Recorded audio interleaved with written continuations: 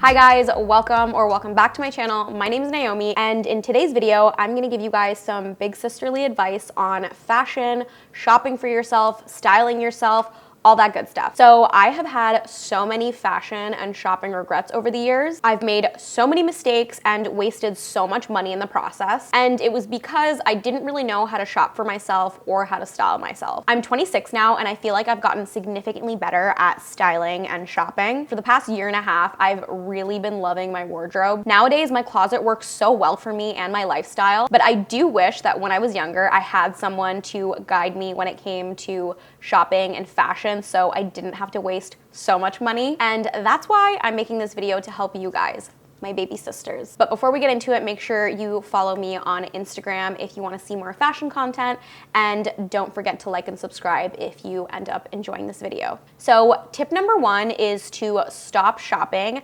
at ultra cheap fast fashion brands. And I know nowadays most brands, even the more pricey brands, can be considered fast fashion, but the brands that I would advise to completely stay away from are shops like Shein or H&M. Ultra cheap fast fashion brands will almost always disappoint you. One of my biggest financial regrets is how much I used to shop at fast fashion brands in my late teens and early 20s. The clothing would just never look that great in person, and a lot of the time I would just end up not even wearing it because it was just unwearable. Like, that's how bad it looked in person. For the clothes that were decent enough for me to actually wear, I would wash once or twice and they would just become completely unwearable. And I would constantly be buying more and more to replace the items that I couldn't wear anymore. So you're not actually saving money when it comes to fast fashion. And it took me way too long to realize that I would actually save so much more money if I just spent a little bit more upfront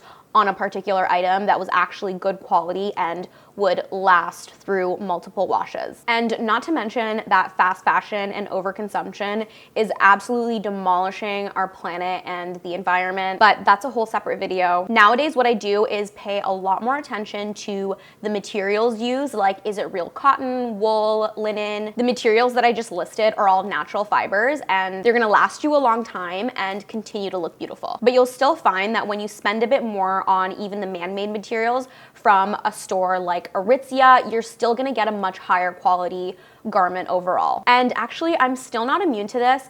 About 6 months ago, I caved and purchased a little cropped t-shirt from H&M. It was about $12, and literally after one single wash, the hem started coming apart. Like, how frustrating is that? Literally after one wash. And even before the wash, when I first felt the material, it just felt so thin and cheap and fragile. I mean, it was cheap. It was $12. Like, I feel like it's become so normalized for people, especially if you're young. You don't have a lot of money to spend. It's become normalized for a lot of young people to expect prices like $12 for a t-shirt, and anything beyond that is considered expensive to us. But yeah, even when I first touched the material of this t-shirt, I knew it wasn't gonna last. And now, 6 months later, I am already looking for a replacement for this plain cropped t-shirt. And I'm looking on Aritzia, which is where I probably should have been looking to begin with. So see how buying the lower quality item in the first place just forces you to replace that item so much sooner, and you just end up spending more money as a result. Tip number two is to put comfort first. Don't wear things that are too physically uncomfortable or you feel like doesn't flatter your body. Bodycon dresses, for example, look amazing when you're not bloated, when you're standing up, but I don't know about you, I'm not looking all that snatched when I'm sitting down, especially after a really delicious meal. And all the power to you if you don't feel self-conscious when you're wearing something super tight, but I'm personally very mentally preoccupied when I'm wearing a bodycon dress. I'm constantly thinking of sucking my stomach in, standing in a certain way, adjusting, not sitting in the wrong position. It's just very mentally exhausting and really just takes you out of the moment. Same thing goes for an item of clothing that doesn't sit right on you properly, and as a result, you're constantly having to adjust like the hemline, adjust the strap. And the times that I personally feel the hottest in an outfit is obviously when it's a cute outfit, but also when it's super comfortable and I'm not constantly thinking about adjusting things. Confidence is such a huge part of pulling off an outfit. If you're not comfy, people can really tell from your awkward body language, and and that's gonna completely ruin a look. An example of how I put comfort first now is I almost exclusively wear kitten heels. Like, I no longer wear super high heels because they are just so uncomfortable. I can walk gracefully in super high heels at the beginning of a night, but by the end, I'm clearly struggling. And in my opinion, nothing looks worse than someone that's doing that awkward peg-legged walk in heels. The only time I will wear a pair of really high heels is when I know for a fact that all I'm doing is walking from the car to a restaurant, sitting the whole night, and then walking from the restaurant back to the car, and that's it. And even then, if it's a super long walk from the car, there's no way. I'm just doing kitten heels or flats. And side note, going back to the bodycon dress thing, I don't wanna completely shun tight-fitting outfit because it does depend on the material, the cut, the color. For example, I have this white ribbed maxi bodycon dress that somehow makes me look so bloated all the time, no matter what. Even if I think that I'm looking really, really flat and snatched, I put that dress on and somehow it just accentuates like lines that I didn't even know were there. But then I have this black lace bodycon dress that makes me look so smooth and snatched. And obviously that's a lot to do with the colors because black is a lot more slimming. It hides shadows versus something that's white that's gonna show a lot of the shadows. And I also think lace is very flattering as well. Okay, tip number 3, make sure you have versatile basics in your closet before you start adding in more unique pieces. If you're just getting started in your fashion journey, I think it's best to start simple before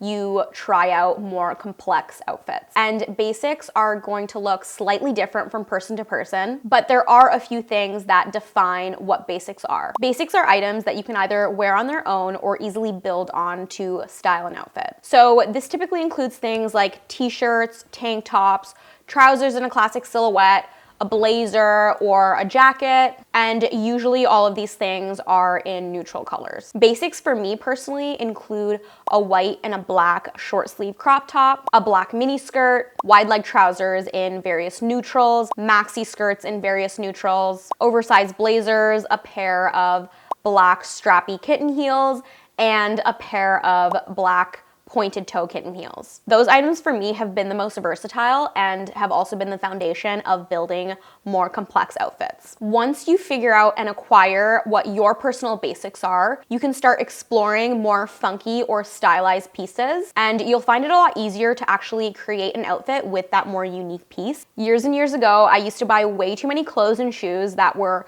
really unique, heavily patterned, had some sort of interesting silhouette, but the problem was my closet was filled with just items like that. And since I didn't have the proper basics, I would always have a really difficult time actually putting together an outfit. Tip number 4 is get your clothes tailored. Clothes that don't fit you don't look good. If an article of clothing doesn't fit you properly, you're gonna be walking around awkwardly in it, you're gonna be constantly adjusting, and again, that awkward body language alone is going to ruin an outfit. But first you wanna make sure that you're purchasing items that are the closest size to you, so you should know your own measurements. You can use a fabric measuring tape to do this, but if you don't have one or if you don't wanna buy one, you can go to your local tailor to get your measurements taken. And then open the notes app in your phone, write down your measurements so that you can always reference them when you're shopping online. When you have a garment that has some sort of minor issue, like the length is too long, the waistband is a little bit loose, you're probably not gonna reach for that item and it's just gonna sit in your closet going to waste. But if you got that item tailored to perfectly fit your body, you would get so much use out of it, because think about the item that you reach for in your wardrobe the most. It's typically the item that fits you really, really well. I'm 4'11" and curvy, so I'm very familiar with needing to get most of my clothes tailored. If I didn't tailor my clothes, I wouldn't be able to wear like 70% of my wardrobe. Your options for purchasing items that you truly love open up when you're not just filtering for the things that fit you perfectly right off the rack. And I actually tailor a lot of my clothes at home. I grew up watching my mom sewing on her sewing machine, and I used to play around with it when I was younger, so I kind of learned through the process of just tinkering with it. So if you're a DIY crafty kind of person, I think it's such a useful skill to learn how to sew. It's really not difficult because there's so many tutorials online, and sewing for the purposes of doing some simple tailoring work is pretty simple and easy to learn for most people if you are the type of person that likes to do crafty DIY kind of things. And I still do get some items tailored by a professional if I either don't have time to do it myself or the particular garment is just a little bit too complex for what I'm comfortable with. But as a petite girl, it has seriously been one of the most useful skills to have. Tip number 5 is only purchase from sites that have easy or cheap returns. This allows you to experiment with your style a little bit, buy a few things, try to put an outfit together, and if you don't really like it, it's pretty risk-free and you can just return that item. Now, the only time that I purchase from a store that has a difficult or expensive return process is when it's a style that I know I already really love, and even then, I'll sit on it for a month before I actually pull the trigger and buy something from that site. I live in Canada, and some of the sites that have easy and cheap or even free returns are Dynamite, Zara, Aritzia, Everlane, and Steve Madden, I believe. But in general, if you're shopping on a new site, make sure you read their return policy page before ordering from them. Having the option to easily return something also allows you to correct those impulse buys. And do not cut the tags on an item until you're actually gonna wear it. Tip number 6 is stop shopping for hypothetical scenarios. Buy things for your current lifestyle and only buy new styles as new situations come up. I know that it's so tempting to buy a beautiful dress that's a little too formal or a really cute pair of heels, but really think, when are you actually gonna wear this item? If you keep shopping for scenarios that you don't actually find yourself in, you're just gonna have a closet full of clothes that you can never actually wear. Are you in school? Are you someone that works an office job? Do you work from home?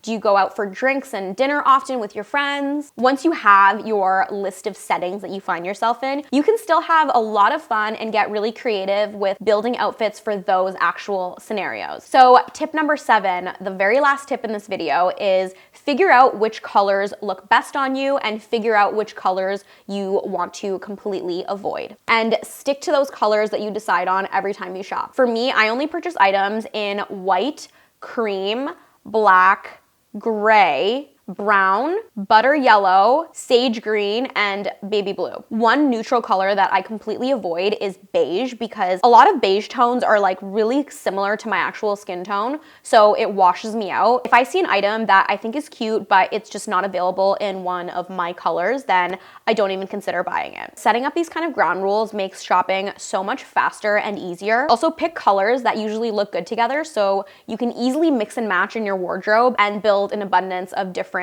outfit combinations. Okay, so there you have it, 7 tips of big sisterly fashion advice. I really hope you guys enjoyed this video. Let me know if you guys have any shopping or fashion tips down in the comments. Let me know if you disagree with anything that I said in this video. But either way, I really hope you found this video helpful. Side note, I am gonna be posting more regularly, so let me know what you guys wanna see from me next down in the comments. I'm always open to hearing new video ideas from you guys. And make sure you follow me on Instagram if you wanna see more fashion content. I'm super active on there, and make sure you like and subscribe if you enjoyed this video, and I hope to see you next time. Bye guys.